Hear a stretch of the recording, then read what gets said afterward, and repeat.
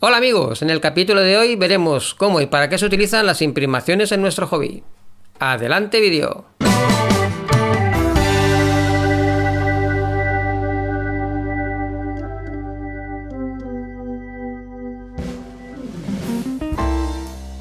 En este hobby hay multitud de materiales, resina, plástico, metal.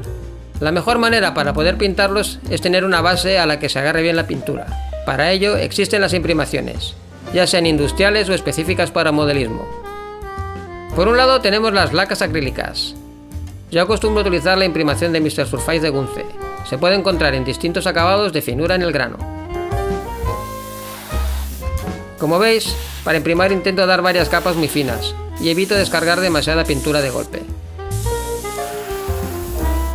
Esta imprimación tiene la ventaja de que seca al tacto casi al instante, si la diluimos con alcohol isopropílico o su diluyente específico. En lugar de una imprimación, también podemos utilizar directamente lacas acrílicas mate en pintura. Así podemos utilizar el color que queramos. En este caso lo hago en negro, que me irá bien para hacer el presombreado. Estas acostumbran a tener un buen agarre, aunque no tan bueno como la imprimación. Es importante que sean mates, para asegurar el agarre de las capas posteriores de pintura. Después tenemos las imprimaciones acrílicas convencionales con poliuretano.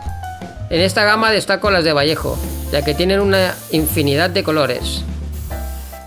Yo las diluyo con limpiacristales, pero lo mejor es hacerlo con su diluyente específico. Su ventaja es un excelente agarre y un grano y acabado muy fino. Su desventaja es que tardan un poco más en secar. Como siempre es aconsejable dar varias capas muy finas en lugar de una muy espesa.